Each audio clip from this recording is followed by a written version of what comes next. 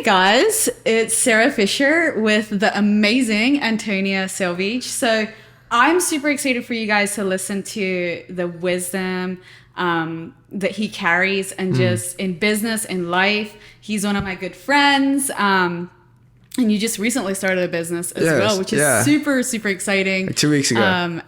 2 weeks ago? Yeah, I launched it officially. Oh my gosh, that's right. Thank you. That's so recent. Let's go. But super excited for you guys to hear from him today.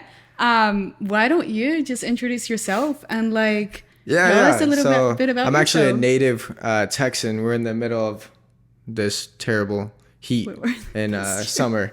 And so I'm a native Texan. I grew up around here. I was adopted at a young age, started at the age of 2. Long story short, my background with family was like drug addicts, prostitution, cartel, like just about honestly, everything you could think of under the sun. Wow. I kind of was around in a sense of like biological parents and stuff like that. So my aunt had stepped in whenever my biological mom went off to prison. I was going to get shipped off into the foster care system with my older brothers, but thank God that she saw that and she stepped in as a single.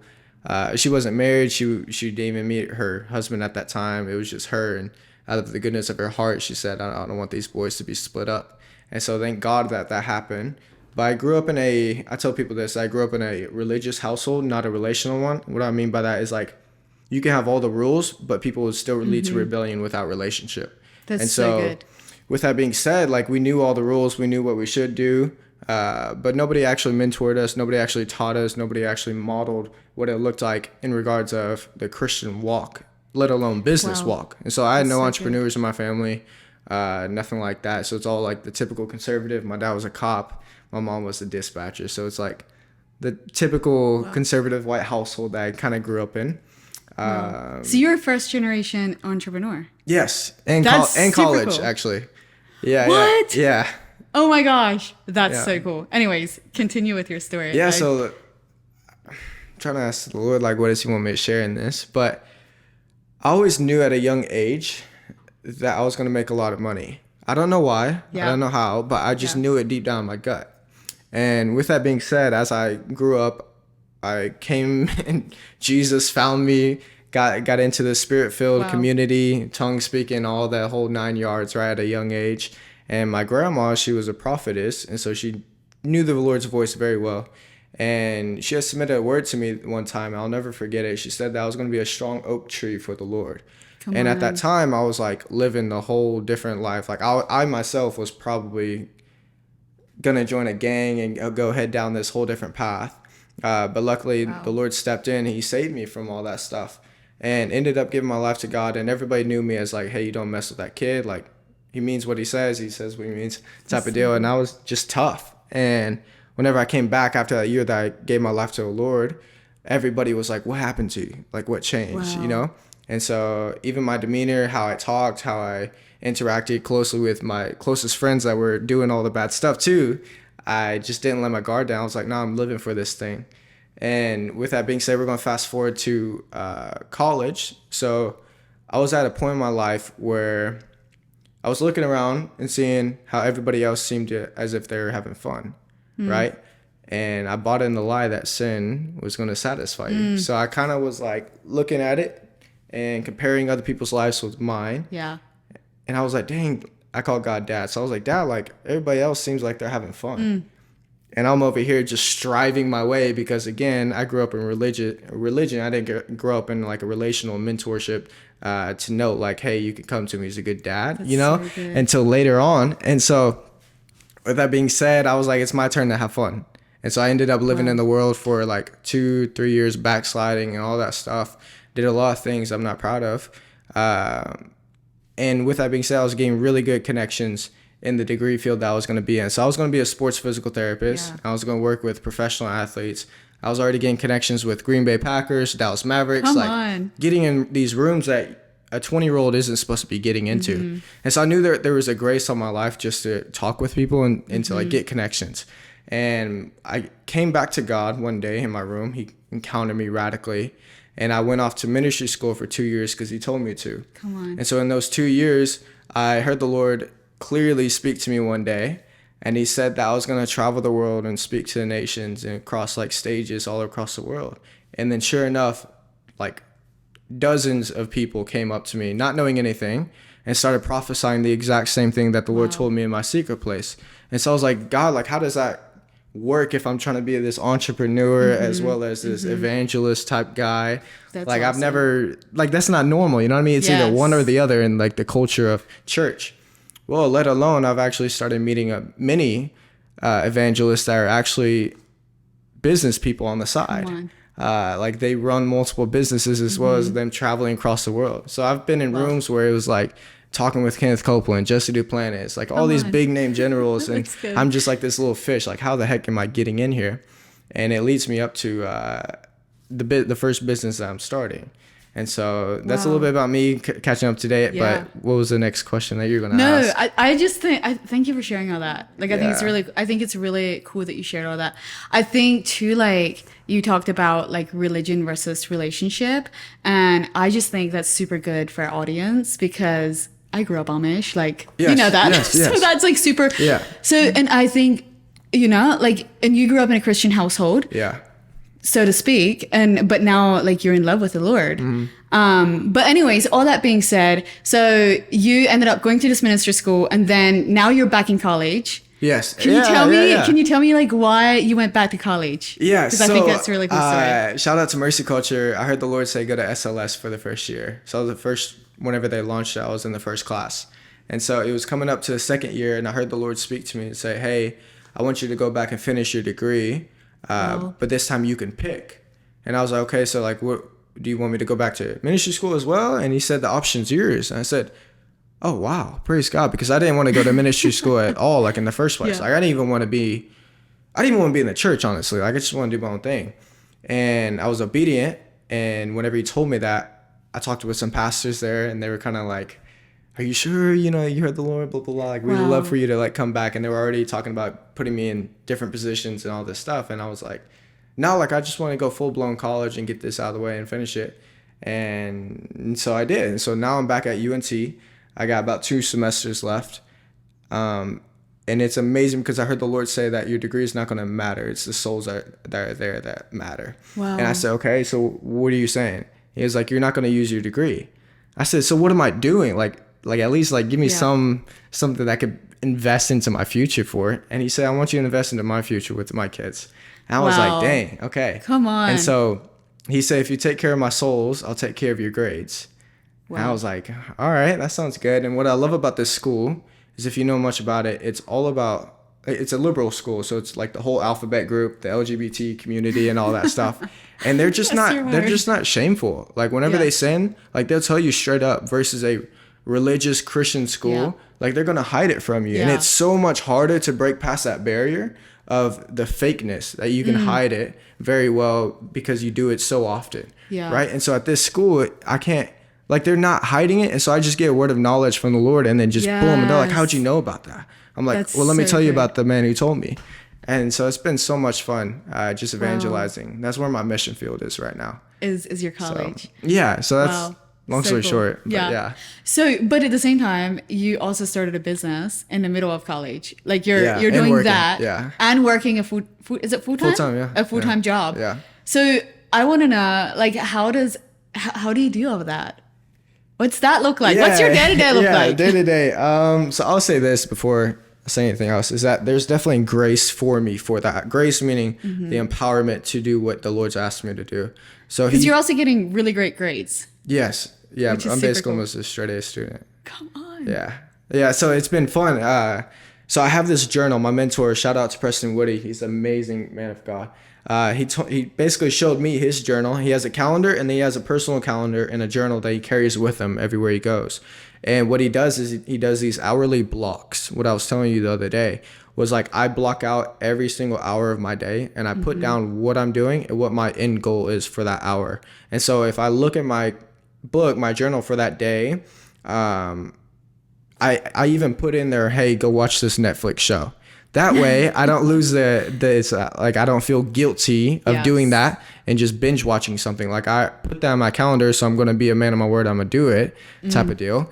That's good. And then the next hour I got to get my butt up and just go do some homework for that next study break. So I break everything down into hourly blocks. Yeah. And in those hourly blocks, I try my best to stick to those.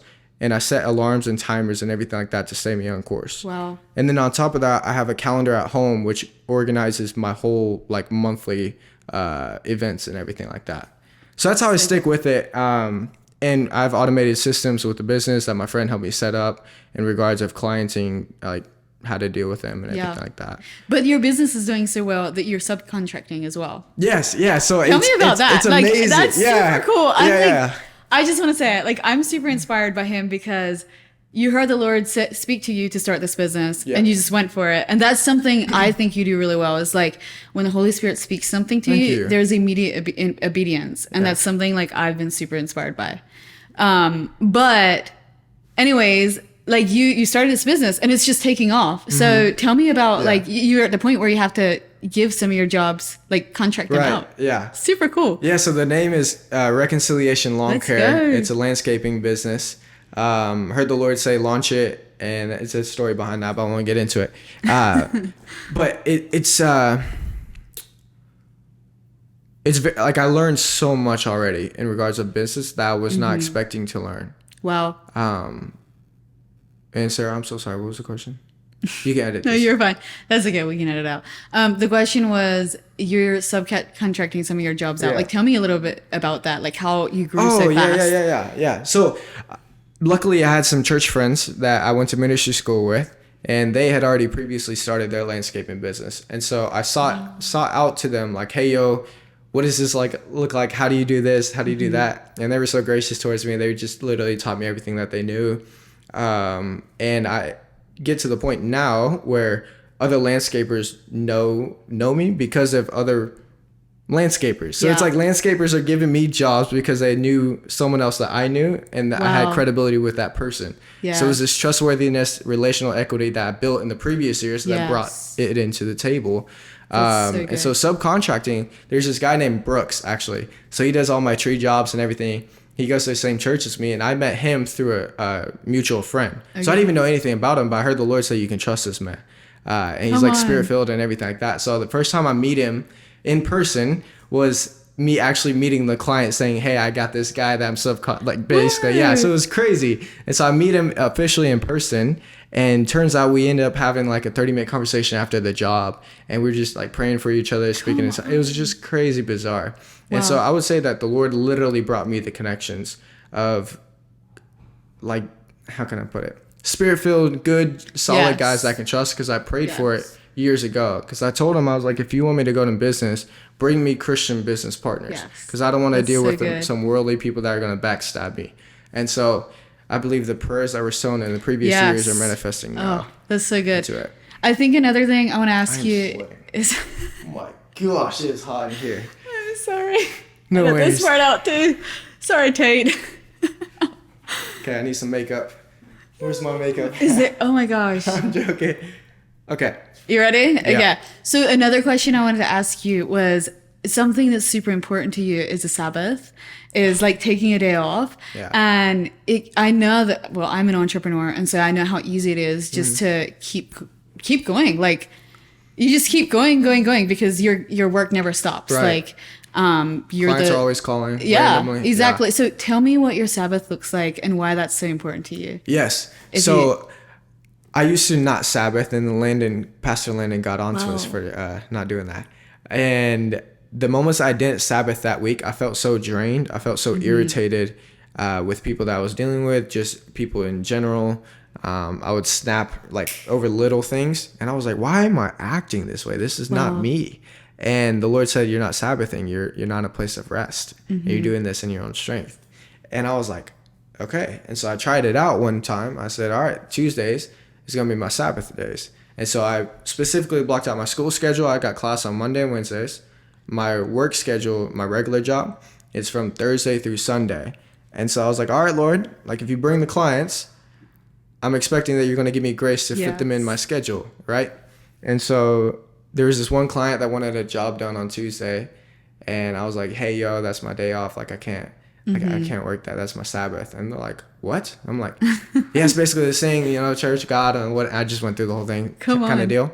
And they were like, whoa, like, I respect that. Like, you gain someone's respect because you're not bowing their knees to greed, you know? And one of the things that I value is, like, I value people over profit. And so with that being said, I don't ever want to serve them out of a place of greed, like in my heart, because like, oh, that's an extra client. I can make an extra $100 if I work on my Sabbath. But in the end, it would be unhealthy because I would go right back to the beginning where I was so irritated with people, and I wouldn't even give my client the fullness of the gospel in a way, like Jesus flowing through me. And so with that, you just got to block it out in your calendar. You got to make up your mind before you go into it. Saying like, no matter what comes, this is what's going to happen. And so if you live double-minded, you're going to be unstable in all of your ways. That's what Proverbs talks about. I believe it's in Proverbs. Yeah, I think you're right. You're right. Yeah. Either way. So you just got to make up your mind beforehand. Like, okay, this is my day. And that's why I believe in calendars so much, because they organize everything for you. That's good. So, yeah. That's something I definitely struggle with. Is like the organization or like the organizing part for sure. So I'm inspired by the calendar for sure. Thank you. So the next question I wanted to ask you was, okay, if somebody was in your shoes 5 years ago and they were trying to start out in business, whatever, what would your advice be to them? Number one, seek people that have already been through it. So mentorship is really crucial. I know for me, talking with individuals that are already in business and all this stuff has helped me so much to learn from what they did wrong. That way I don't have to go through that same experience. That's so good. So learning from other people's experience. Second thing is to know your field better than the competition, which obviously I don't really look at any other landscaper like competition, but I do like to know it for the wisdom purposes. So in the Bible, it talks about how to seek wisdom as you would for silver, right? So you got to like give God something to work with. Like if you're just going to be a lazy bum and not seek out anything in your field, like why would you expect God just to perform it for you, even though he hates laziness, you know? So I would say like do your research for sure. Seek out a mentor. And then with that being said, whenever you do get wisdom, for example, like I'm learning more about how to estimate yards properly or landscaping jobs properly. At the end of the day, the difference between a spirit-filled business versus a natural one is that both can still seek out the wisdom in how to estimate and how to talk with people, but you always got to talk to the big man before you submit that sale. And that's the difference. So for me, after I get an estimate from the tactics and tools that I've learned on how to properly estimate, I still ask them like, hey, does this number please you for this customer? And so then if he says, actually, yeah, go ahead and do it, then I'll do it. But if he says, actually, I want you to go a little bit cheaper, and then I'll submit to that. Why? Because he's my provider, not the job. Yes. So that's my advice for someone. I love that. Tell me how mentorship has changed your life. Oh, gosh. I could talk about my Preston. I love that guy to death. I don't owe him anything, but, man, I feel like I do. He... whenever I was at one of my lowest points, reputation was on the line big time. He was the guy that stuck with me through the fire. Wow. And never once judged me, always uplifted me. I would say, like, seeking out mentors more than just someone giving you advice. It's a person that you can run to whenever you're hitting the fire. And so I was able to run to him whenever I was hitting the fire. As well as like they're the person that's going to hold you accountable for what you heard the Lord say. So I tell him everything that I hear the Lord say of like what I'm doing. Yes. And then I even inquired from him to be like my, how can I put it? Like on my board. Yes. Basically for future businesses, because this first business is my first one. There's going to be multiple in the future. Come on, let's go. And so their accountability, like, so whenever you're going crazy, you got to have someone that can tell you straight and that you respect personally. So you got to find someone that you respect, because otherwise whenever they do give you advice, you're just going to throw it off to the shoreline. So good. So good. I mean, I just think like get a mentor, because first of all, if you have somebody believing in you and in your corner, like you can do anything. Yes. You can do anything. Like I think that, in my opinion, like I'm just like, even in real estate, like when I started real estate, I had my mentor believe in me. And because of that, I'm where I am today. Come on. And well, it's like that scripture. What is it called? It's basically one could take 1,000 to fly and two can take 10,000. Am I quoting that right? I think so. Don't call me a heretic. I don't know. Anyways. Something like that. Yeah. It's biblical. Strength in numbers. Strength in numbers, yeah. And it's wise to have wise counsel for sure. Tell me where you're headed. Yeah. Like a little bit. Specific numbers or? No, I mean, well, whatever you want to share. Like, tell me where you're headed, like with your business and what you want to do with that. Yeah. So I want to, so a lot of people know if you're nowadays, comfortable sharing that. Yeah, no, I am. So a lot of people nowadays are going into the AI technology in business, right? And that's a whole topic. But I believe you can leverage it for good. Yes. But I believe you got to ask the Lord whether or not you should. So with that being said, I felt like the Lord spoke to me one day. And he said that you're going to create jobs for others. And so landscaping, lawn maintenance, I mean, you can leverage AI to create more jobs versus these other big firms that are going to leverage AI to get rid of jobs to save more money in their pocket. And so I feel like the Lord said is giving me this business to create more opportunities for other people in the future whenever they lose their job and stuff like that. And so Ryan Pineda, you obviously know about him. Yes, he's awesome, real estate guru, all that stuff. Look him up on Instagram. Look him up. He's a beast. Yes. He said that you need to develop a skill that can make you $250K a year. If you can't do that, then find another skill. And so this is a skill that I felt like I can honestly bring in $250K a year. And so with that being said, whenever that hits, my goal is to step back, hire someone to run the business. That way I can start the other things that the Lord wants me to do, as well as fulfill the prophetic words over my life in regards of traveling, ministry, and all that stuff. Like, we live in an economic world. You can't just expect Angel just to drop $100,000 in your bank account. Hey, that can happen. That can happen. I'm not diminishing God on that. But for me, that's not how the Lord's going to design that. For me, he's called me to build businesses. And so I'm going to get into real estate investing. I have mentors in that field already that are into apartment complexes and all that stuff, multifamily. And so that's kind of my next route, is to keep scaling this, finish college, and eventually, I want to own apartment complexes. Let's go. And so I got partners right now that are already doing it. And so they said once I raise a certain amount of capital, I can go in with the big dogs and all these things. So let's go. Yeah. Wow, that's awesome. That's it. And you'll be watching this someday and you'll be like, oh, I made it. Yes.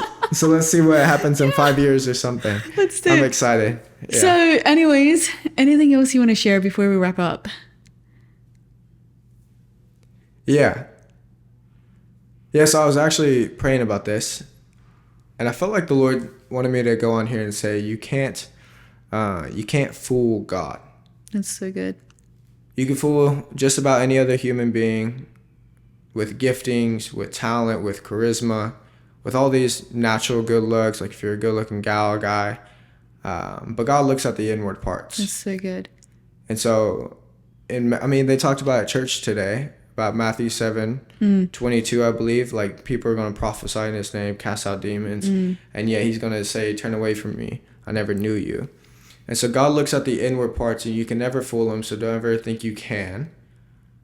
And always, if you do get in a high level of business and ministry, always remain in the secret place. What does that mean? Meaning this one-on-one time of fellowship with him. Because I've seen a lot of ministers that are big names that have been getting exposed recently. You have too. And it's sad. It's like, it's so much harder to come back from that versus if you were just doing your due diligence in the morning and at night with the Lord. That's so good. And so a lot of people do have a King David's heart. I'm not going to disregard that. And a lot of people do mess up. But if you just sit before the Lord each morning and say, hey, what is in me that needs to be removed right now before I go out there? Because I don't want to go through the whole thing that, well, I'm not going to mention a name. But yeah, so you can't fool God, and bring him everything in the morning. The Lord told me this. He said, before you meet with any man, I want you to meet with me first. And before you go to bed, I want you to meet with me again. And so we talk about the day, how it went, what pleased him, what didn't. And then at night, I'm like, all right, I'll try my best tomorrow morning. And then whenever I wake up, I'm like, hey, good morning, Holy Spirit, just like that Benny Hinn thing. and say, hey, what do you want to do on. today? What will please you in this moment? We just go out the door and go do it. And so the moment that you think that you can do it on your own and not have to encounter the Lord is this very scary place. Because it just takes that one little wedge. And then you're off going to strip clubs, all this other junk. So that's so good. Yeah. That's so good. I mean, it is really all that it comes back to is like the Lord. Yes. It really does. It starts with him. It needs to end with him. So super good. Anyways, thank you so much for being on here. I'm super honored to have you on here. Guys, how can they follow your journey? Antonio Selvidge on Instagram. Mainly, I do post content on there. I'm trying to get into more content related posts, but I'm gonna be updating my life on Instagram. I'll eventually get into YouTube, but as of right now, I don't feel the grace for it. And so I'm just sticking with that. So Antonio Selvidge at Instagram. Yeah. To keep up. There you go. You guys know where to follow him, where to find him, and watch his journey. So thank you all for tuning in. Stay tuned for next time. Thank you.